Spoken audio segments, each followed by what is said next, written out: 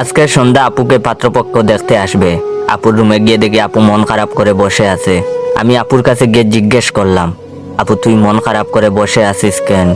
সে বলল, ভাই আমি এখন বিয়ে করতে চাইছি না, তুই কিছু একটা করতে পারবি?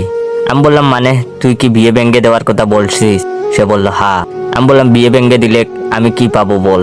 সে বলল, বল তোর কি চাই? আমি বললাম, আমাকে 1000 টাকা দিতে হবে, তাহলে চেষ্টা করে দেখতে পারি। সে বলল, ঠিক আছে। তারপর আমি আপুর রুম থেকে বের হয়ে আসলাম। সন্ধ্যা পাত্রপক্ষ আমাদের বাসায় চলে আসছে, সবাই বসে আছে আপুর অপেক্ষায়। একটু পর আম্মু গিয়ে আপুকে নিয়ে আসছে। আপু সবার সামনে বসলো।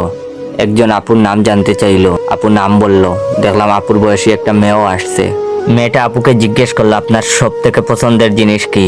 আমি আপুর আগে বললাম, ময়ে ময়ে। মেয়েটা বলল, ময়ে ময়ে মানে কি? আমি বললাম, হিসাব বুঝো না, দুধু খাও। একটা ভদ্রলোক বলে উঠলো, এই ছেলেটাকে? আমি বললাম, তুই এখনো আমার পরিচয় জানিস না?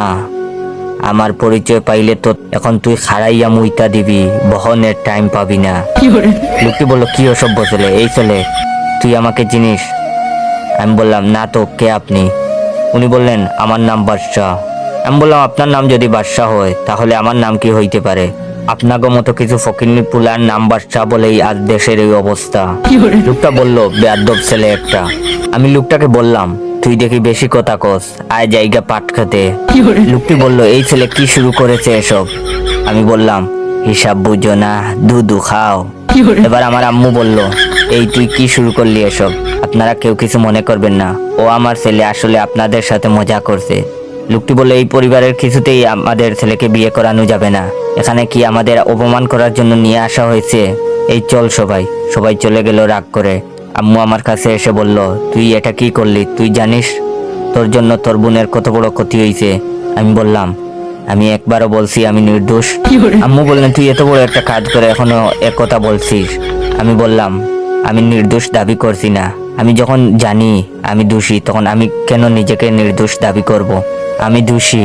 আমি কি আপনাদের একবারও বলছি আমি নির্দোষ? তখন আমার আবেগ কাজ করছে, বিবেক কাজ করে নাই। পৃথিবীর সব থেকে বড় আদালত হচ্ছে মানুষের বিবেক।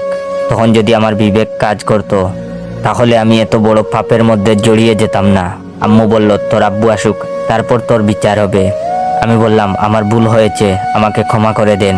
আম্মু রেগে মেগে চলে গেল। আপুর তো হাসতে হাসতে অবস্থা খারাপ। আপু আমাকে 1000 টাকা দিয়েছে, টাকা নিয়ে আমি গায়েব। পরে যা হবার হবে। বিয়ে ভেঙে দেওয়ায় 1000 টাকা তো পেয়ে গেছি। ইয়াহু।